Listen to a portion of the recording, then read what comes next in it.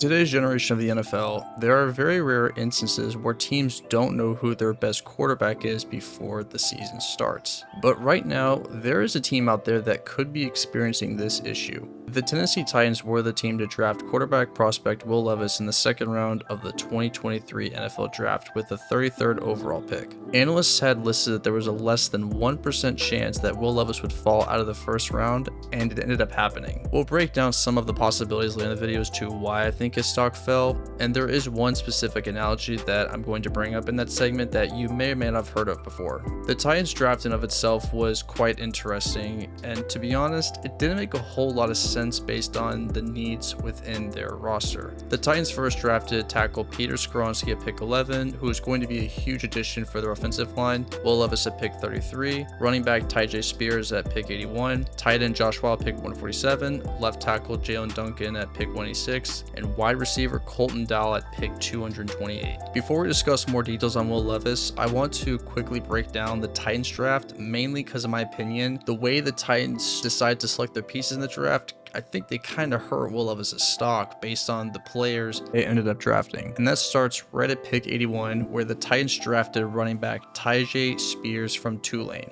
Spears is by no means a bad player, and he did run for over 1,500 yards in 2022, but there is a minor caveat to him. He doesn't have an ACL in one of his knees, and is somewhat bound to being injury prone. Tennessee now has 5 running backs on their roster, and the question is, why?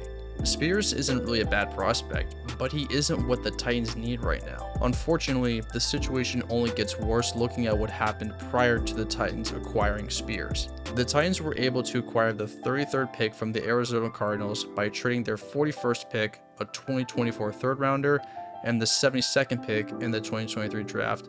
In exchange, the Titans received the Cardinals' 33rd pick and 81st pick. The Giants ended up drafting wide receiver Jalen Hyatt at the 73rd pick, which was right after the original Titans' 72nd pick, meaning the Titans could have selected Jalen Hyatt if they didn't trade up for Will Levis. I do think to an extent the Titans jumped the gun with moving up to select Will Levis, giving up as much capital as they did, and they didn't bring anything meaningful to the table in return. Levis will be lacking that new wide receiver to throw to, and I think it's only going to hinder his ability to grow. But moving on from the draft, let's talk about Will Levis, why his stock may have fallen off, and his current status with the Titans. Levis was the 4th highest quarterback prospect entering the 2023 draft, and there were a handful of teams that were initially interested. Reflecting on his performance at the combine, interviews with other teams, and the personality traits he gave off, I think his stock kind of started to fluctuate a bit with multiple GMs based on his somewhat cocky and outgoing attitude. He didn't have the best stats in college, and he made the strange remarks regarding putting mayonnaise in coffee, which I don't think anyone understands that still. But regardless though, I don't think it was surprising to see him not selected in the first top 3 picks. What was surprising was seeing him fall out of the first round completely. Did he really rub off on teams that badly to hurt his projected landing status? It's not like he did anything remorseful in the last few months that he might regret that hurt his stock, and there were a lot of good things that were mentioned about him from time to time.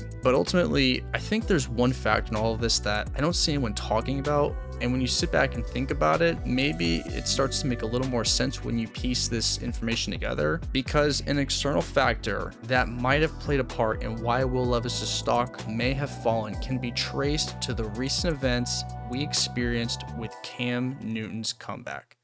Tell me how these randoms keep getting jobs. Don't worry about it. Can't wait to show you.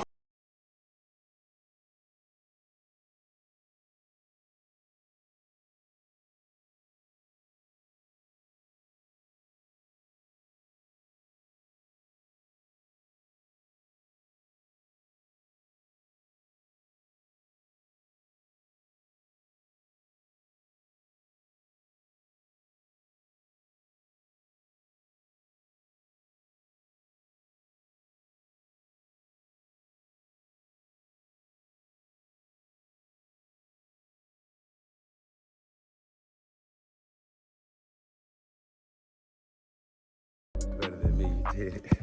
Cam Newton as a player and as a person speaks volumes of similarities when you compare him and Will Levis, at least in my opinion. Cam made his big announcement on social media a few months ago where he claimed he was better than over half the quarterbacks in the NFL and stated he wants to play for a team to come out of retirement. I think it goes without saying that every GM caught wind of this, and surely over half of them had to have said, what exactly is he saying? Cam ended up attending a workout session held at Auburn where scouts could see his status with where he was at, and he was still showing his ability that he could throw 50-60 yards deep. Throughout this whole setup, he was advocating himself as being one of the best quarterbacks available and could easily win out the starting job, according to him.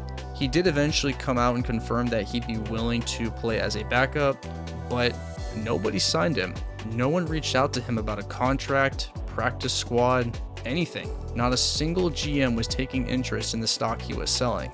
Well, when you look and see at how Will Levis handled himself during different parts of the pre-draft process, I think it wouldn't be out of the question to say that maybe GMs could see parts of Cam Newton surrounding Will Levis, and some of them decided they just didn't feel like dealing with it. GMs go through multiple tiers of experience that we as fans may not fully understand, and they see the personalities and the way players, kind of come to be in some regard about it, and you can pick and choose certain things about certain people that you can relate to others in a sense. And I think personally, a little bit of Cam Newton might have been seen in Will Levis, and I'm not sure if teams are willing to deal with that. The development of Will Levis is nothing short of a massive project the Titans are taking on, and I think that leads to the question of, is he going to be the main starter for them this year? And the thing is, we already have the answer to that. The Titans did come out and confirm that Ryan Tannehill will be the starter initially, as he only has 1 year left on his contract. Despite the fact that Ryan Tannehill will be entering as the quarterback one, it wouldn't shock me if Will Levis may end up starting for a couple games this season. It is going to be interesting to see how Vrabel handles the situation between the two of them,